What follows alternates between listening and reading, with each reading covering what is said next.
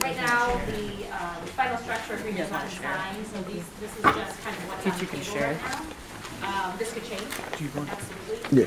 If there are any major changes, we'll be coming back to you guys. This is where we're at right now.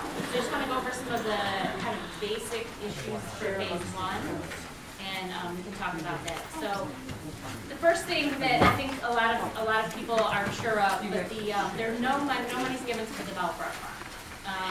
No money that's being borrowed, ported, leveraged from any other source. All costs for acquisition, demolition, preparation, construction come from JDL initially.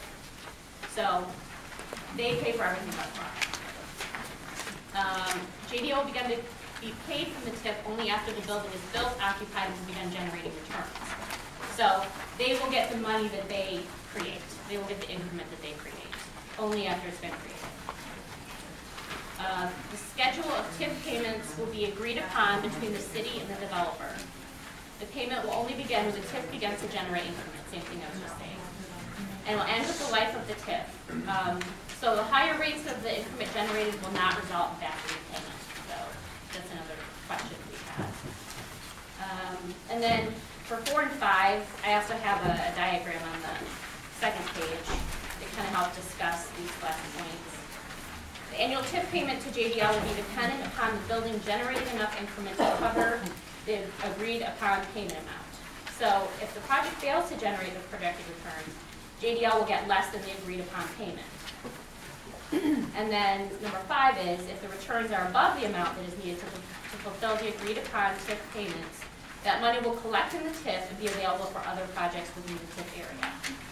So if you go to the slide, I just kind of created this to kind of give you an idea of the higher than expected returns, and lower than expected returns, and kind of what happens with that. So, does anyone have questions on phase 1?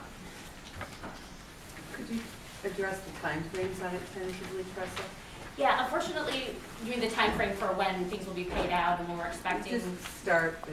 The thing is that because the TIF documents haven't been signed, we don't have that from the city yet. What are the expected returns? When? No, what? What number? Well, we don't have that. That's what I'm saying. We don't have that yet either because when the documents are signed, that's when we'll have that information we can get to you. So we're just talking about in general. This is what the proposed structure is going to be. We don't have numbers yet. We won't get those numbers until after the TIF documents. I'm just a little confused with the higher than expected return scenario. You have less than 14 million in TIF to the developer. Yep. Is that based on effectively them making more money and therefore receiving less subsidies? Yes. Okay. Thank you. I have a question. Sometimes the TIF to this developer sunset, the beginning and the end of the TIF. The end is 2024? Yes. Unless it's extended. And the expectation is that payment amounts will be extended over the remaining life of the debt. So it's 14, at least 20 years, right? Yeah, that's The what TIF this will be is. 20 years. What was the question? I'm sorry, I couldn't hear it on this side of the room. Yeah, he wanted to know when the TIF, when the end of the TIF happens, when it expires. And what is the answer? In 2034. 2034 for this 20 years from this year. When- Yeah. About 23 years from the time it originated. I have a question. You can get a card. Does the developer need the money? Does anybody need anything? So let's then go on to phase 2, which is on the back. So number 1, the building must be built within the specified time frame, or the developer will lose $1 million in TIF for phase 1. This is the callback provision, the second phase. And then 2, all the property tax increment generated by this building will go into the district for Clarendon Park Fieldhouse. So now that's what, what we want. Did everybody understand what phase 1 and phase 2 are? Yeah. We talked about that, I know, at the last meeting. Does anybody need us to review that? Could you review it? Okay, so phase 1 is, as it's proposed now, is the high-rise tower that is on the northwest corner of Montrose and Clarendon. And phase 2 is the smaller building, that it will front on Clarendon and be on the north side of Agatite. So it's south of Agatite and north of Agatite? Yeah, on Clarendon. Yep. Any questions about phase 2? So that there are no TIF dollars. For your part 1, it says within a specified time frame. Do we have that, is it X years after the signing, or is We that don't still have that negotiable? yet. It's still negotiations. And now whatever's built in phase 2, that's extremely nebulous, right, at this point? What's the, Yeah. Yeah. I mean, he kind of said a mid-rise, so he's not Right. really, yeah, I don't have anything solid with that yet. it's possible to set that up if it's going to be $1 million, can you make it more, a little more incentive? This is what's been negotiated. We wanted more. Absolutely. So who's negotiating? Your office? In the city, The city? Okay, just so that's clear. yes. You're interested in service. The Department of Planning, the way TIFs operate now, it's very different from the way they operated prior to Rahm Emanuel's administration. The goal right now is to make that as low as possible. It started out at 69 million. It's been cut over 80% to 14 million. And it's pretty tough. The Department of Planning sets it. I have not been consulted about cutting it down to 14 million. Yeah. But as far as all of these items, they've all been, it's part of the negotiations process. This is what was negotiated with the developer. Alyssa? Yeah, so we had asked if maybe there could be language included in the document that would actually bind the money, if there is any additional increment to the TIF for Clarendon Park Fieldhouse. Any traction with that with DPD? We haven't gotten any traction with that. That's what really our office wants. Yeah. That's the #1 thing our office wants. Yeah. So that's what we're gonna keep pushing for. But we'll see if we can get that. At this point, that's the #1 thing we want. So as you see on the questions, some of the things you've already asked, what's the repayment schedule? What are the annual amounts? What is the total projected increment so we can estimate the total minus what JDL gets for the field house? And then we have any other questions that you have? I'm sure there are probably a lot of them, and I know this is very vague because we don't have the actual documents yet, but they haven't been signed, so that's what we have. Documents is beautiful to make certain that whatever questions we have is being incorporated in the document or through the order. We can ask them to be incorporated, but that doesn't mean that they will be. Then we are not giving it. You mean any questions thought. into the TIF document? Mhm. Then we'll what? Like, if they will not, which Yeah. means we have no choice, but we Right, will that's find what we a want to solution do, for that's this. what we want, that's exactly what we want. Is there any document, any agreement that the money, if it does go to the district, will be spent for the Clarendon Park? Must it be spent only for that? Or does the money go into the district's general fund? It's going into the district general fund. Wow. We have The the- TIF, We have no within the assurance. TIF district, Within the TIF district, yes. right? We have no assurance that any of what you have written here will indeed go into the. Well, the TIF district is very small. It Right. the only parcel that will generate increment is this development, right? So this is what will generate the increment, and then the rest of the TIF district is only Clarendon Park. So it's the only thing that could get it other than Right. those buildings Well, is there any way to guarantee that it won't be ported out? to not port it. But I mean, is there any way to guarantee it, because it could be done? Yeah. It could be, there have been, they're not doing that so much anymore, as far as porting the TIF money. Well, they would be the alderman's office. Actually, the only time that they will report out is, actually reported out from the entertainment TIF, the Lawrence Broadway TIF. The money was taken out of that to pay into the TIF on the Hollywood corridor because they lost money. So that's really the only way is to pay back a debt. But is- Sure, is theoretically, But is there a way absolutely. to just guarantee? If money's ported out of there, it would probably be because Wilson Yard is in debt and they will want that money. That's the only way it could happen. Because it can only be ported to the adjacent TIF district. Right. So, and Wilson Yard is the only adjacent TIF district. So if money is ported, if money gathers in this TIF and it's not used for Clarendon Park, the only thing that would happen to it would be to go to Wilson Yard. Unless they declare a surplus, which since there are projects on the table, they won't declare a surplus. Does that make sense? So if Clarendon Park is the only thing that can get it, what would keep it from just being used for Clarendon Park? I don't know.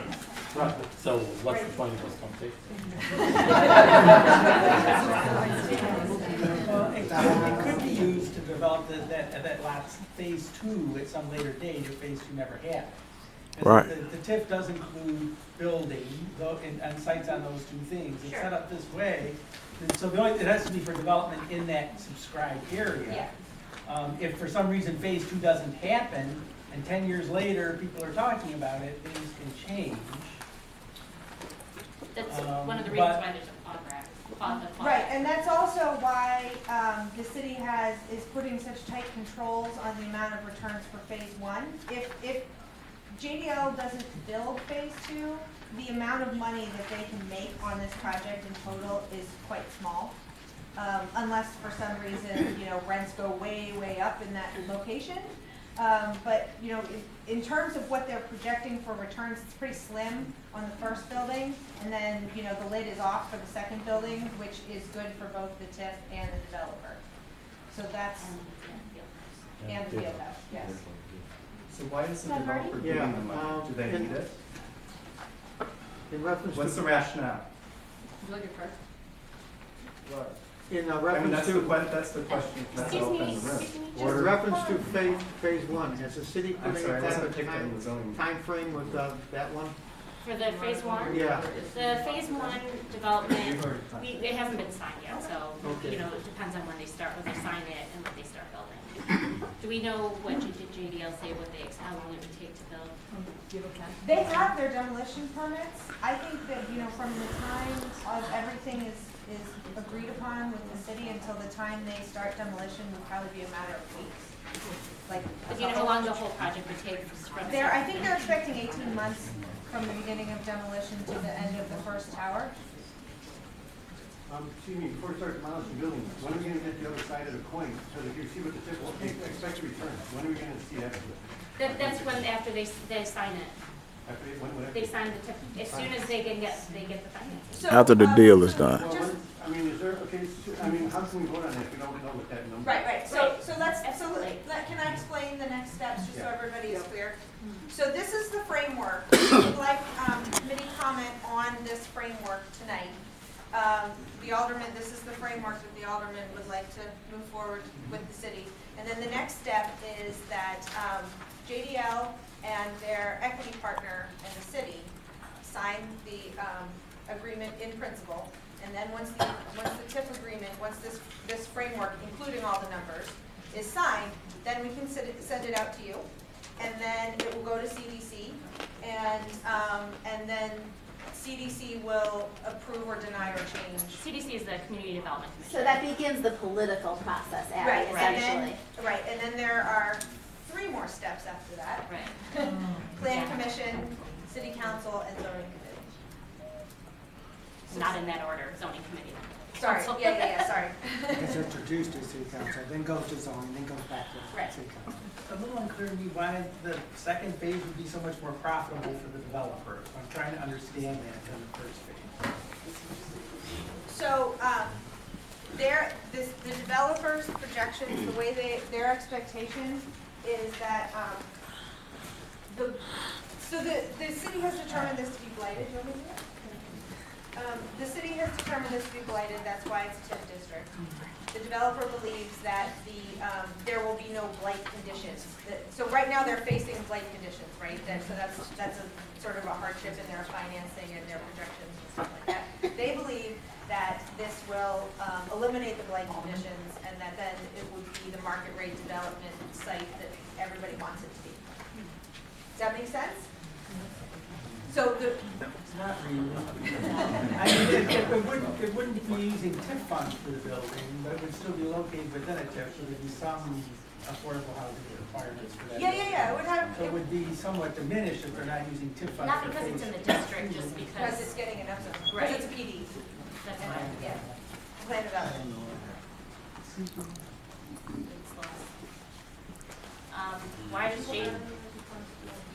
Why does JDL need public money? What's the rationale? I guess that's something for them to answer on this.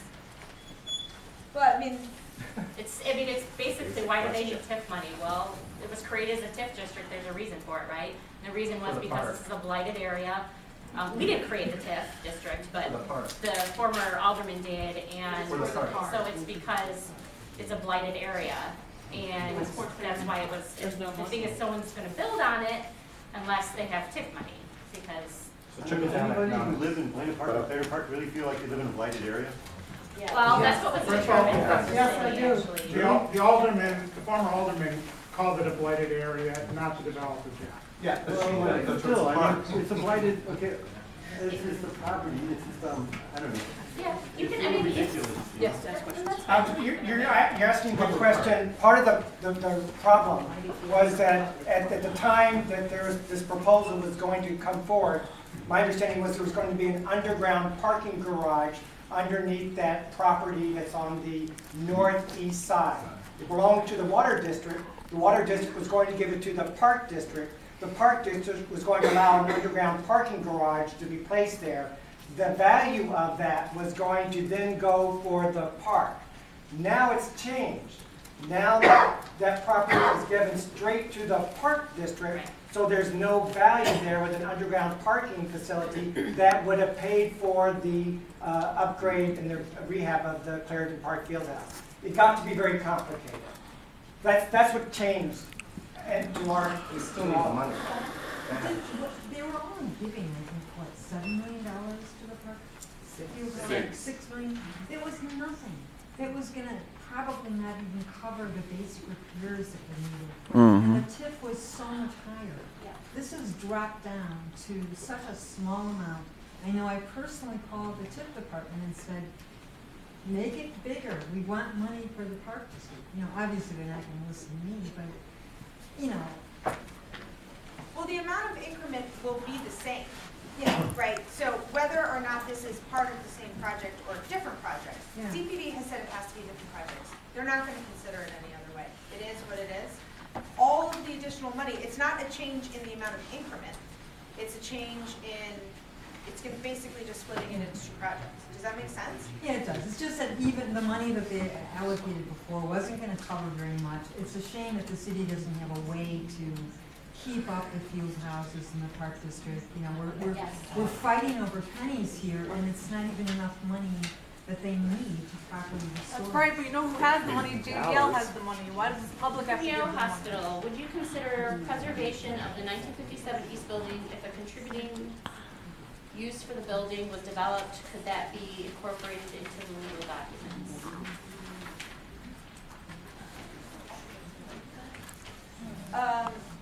So any reuse for the hospital would need to be endorsed by this committee. endorsed by this committee was to turn the property over to the Park District. Unless the building is demolished, that's not going to happen. The Park District has said they are not going to accept the property with a building on it in any condition and under any use. So this committee would need to endorse a different use for that piece of property. And then the other part of that that would need to change is that the FAR for that part under the PD is being used for the high-rise buildings. So that's sort of what JDL is getting out of giving away the property, is that they still get to use that FAR.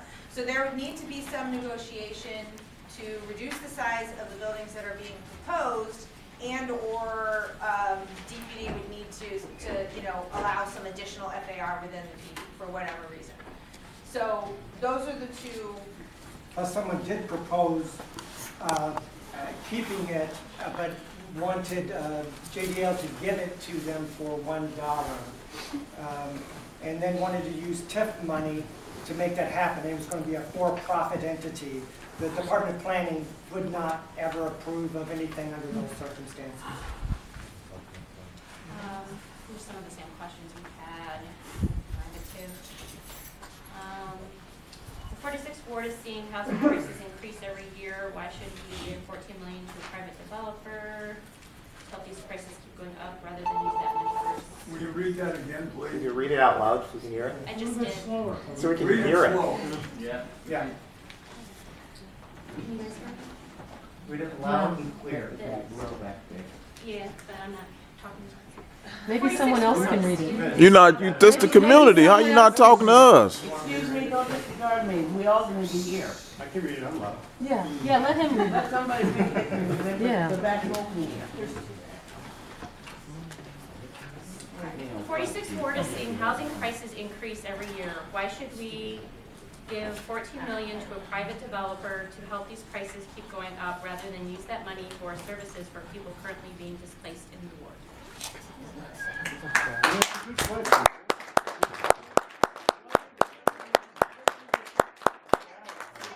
Good question. Why are people speculating that people are gonna spend more money to live next to a tower? Spend more money. I mean, why do you think the prices around, the properties around this tower are gonna increase? Okay, Because of well, the so, tower. but see, that's not really what the question is asking. The question is saying that if the rents in this building will increase rents in the neighborhood. That's not really how it works. Not at all. Right, so. Not at all. I mean, so why do we assume that it area? So, Are they that's above the confusing surrounding area? with the concept of supply and demand with the concepts of quantity supplied and quantity demanded. I mean, we can get down to this So we're increasing level the of quantity. question. I can draw out the curves for you if you want me to. Okay. And then the other part of the question is, why can't the $14 million be used for social services? If you can get another $14 million to use for social services, have at it.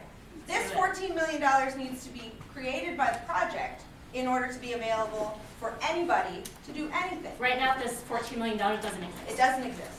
It does not exist. All right, There is well, no let me see. $14 million. Okay, let's say it is a TIF district, and let's say he builds and gets no TIF subsidy, he'll still have to pay into this, so the TIF would grow. Yep. Even if he doesn't get nothing. That is the best case scenario. So let's do that.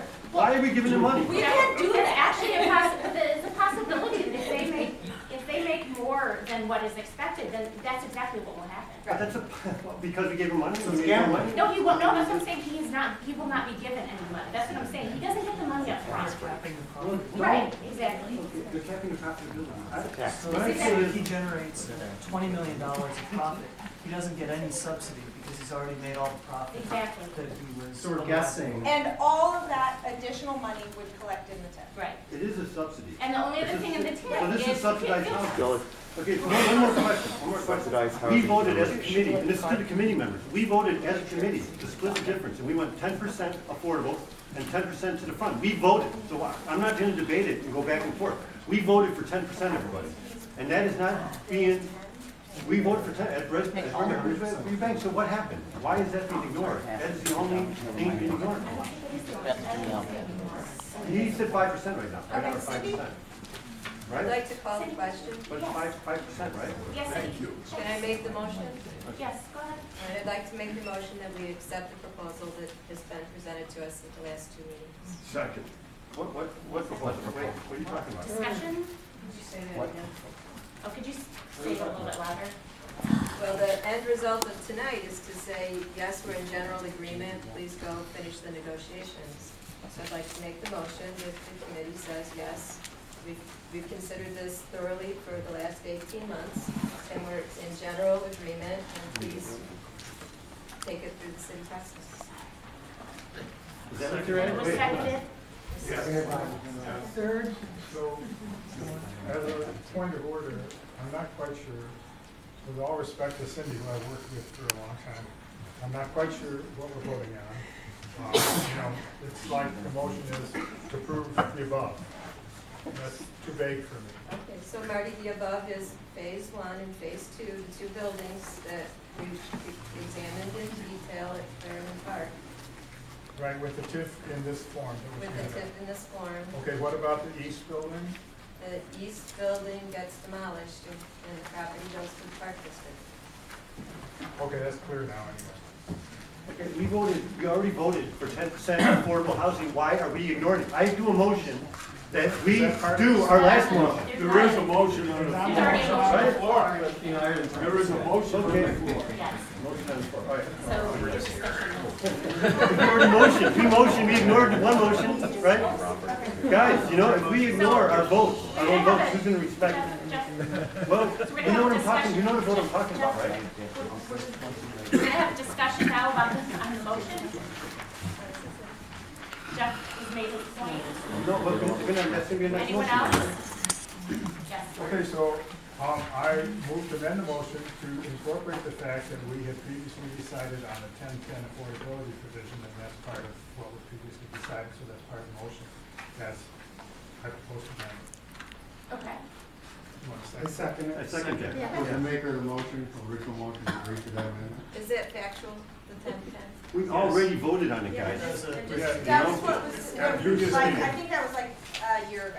Yeah. Year ago, That was but February nothing's last changed. We didn't So, unvote it. and now, if you read the documents that we had that talked about, there's pros and cons to either way. If we do 10%, if we do 20% affordable housing, it goes to those people who are in 60% of the AMI. We debated, So we for a voted. family of four, that's 48,000. If it doesn't, it goes to tax rental subsidies. It goes to people who are in 30% of the AMI. We debated, we So voted. the it came advantage up. of having it go to affordable housing is you get more affordable housing units. The advantage to go to the people who are in 30% of the AMI, it goes to those people who are most at risk for becoming homeless. So it's We already either voted, though. approach We debated, we voted, has- guys. has its flaws. We debated and we Yeah, voted. we already just talked about I that. understand that. I So, believe the are we committee gonna also, redebate it then, I believe you the know? committee also endorsed at that meeting, 32 million in TIF. So a lot has changed. It's a phased project now. There's, Did we vote everything? no, you don't have to revote everything. I'm just saying that But it was already amended. and what seconded. JDO was moving But forward I didn't with accept You didn't accept the has amendment? changed You pretty don't accept it? significantly. Okay, well, guys, why did it get ignored? Why has it been ignored? I don't know what's being ignored. 10%, 10-10 split. We did 10-10. That was it. Why is that being ignored? Because it's 5% now. He is proposing 5%. Am I wrong? Yeah, well, Jeff, you have part of it right. What he's doing, he's saying 5% in this building, and he's gonna take the other 5% and pay it into a separate fund. No. 15%. No, 15. No, we did 10-10 split. First it was 20, and then it was 10. It's 5%.